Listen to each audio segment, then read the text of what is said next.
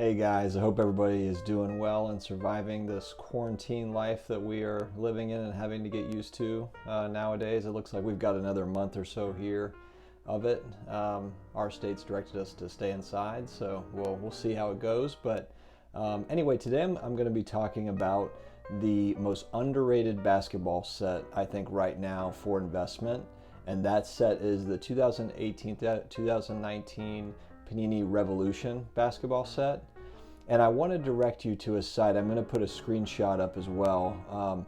The website is called sportscardanalytics.com, and I don't have any sort of tie with the author or the website at all. I just found it. I heard about it through, I think, maybe a blowout forum or online. But the guy that runs this site, just super intelligent. I mean, just the way that he writes and the stats that he comes up with, he seems like a math whiz. I mean, he really seems to know his stuff.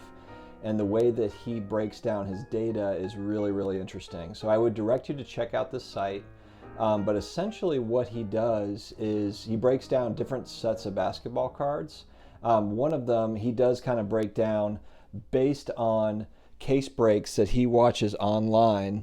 He takes a look at this data and compiles it, and then he comes up with estimates as to where, the print runs, because that's kind of the big mystery with all of this stuff for as investors is we don't know exact print runs on really anything. So any sort of data like this is really interesting. Now, of course, this is not to be taken as exact data, as exact numbers, but it's a really good reference guide when you're looking and comparing from one set to the other.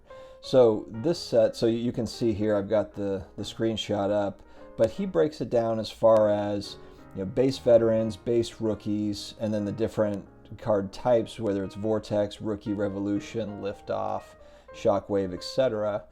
And then he breaks it down into the parallels, which I'm sure for those that know this set, you've heard of the Astro, Groove, the Fractal, the Impact, Galactic. I'm sure people have heard of Galactic and some of these, but they're rare. I mean, the Galactics are super rare, as you can see here.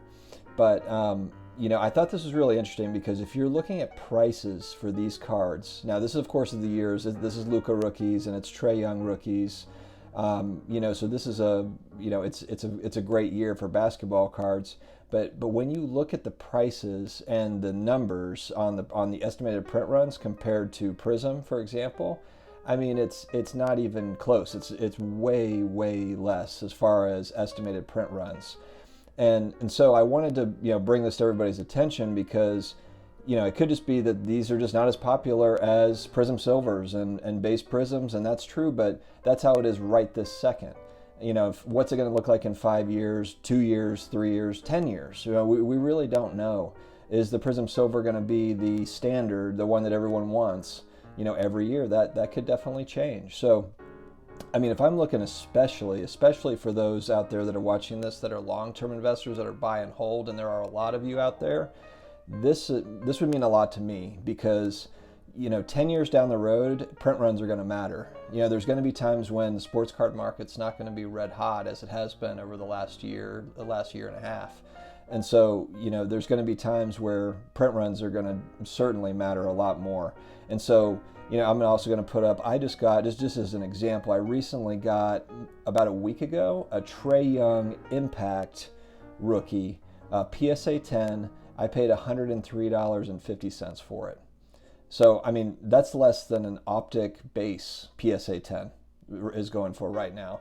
So I thought that was just tremendous value. If we're looking at this chart, there's an estimated 140 of those in existence, and then I've got a PSA 10, so at whatever percentage is PSA 10s, and I'll take, I'll take a quick look and add that to the data here so that you have that on the screen.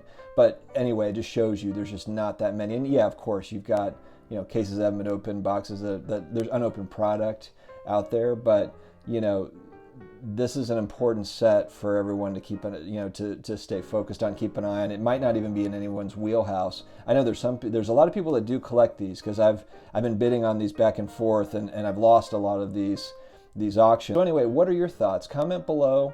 Let me know what you think. Am I just missing something here? What am I missing? Please tell me because I think this is valuable information. Please go ahead and hit that subscribe button. We have more videos to come. Thanks.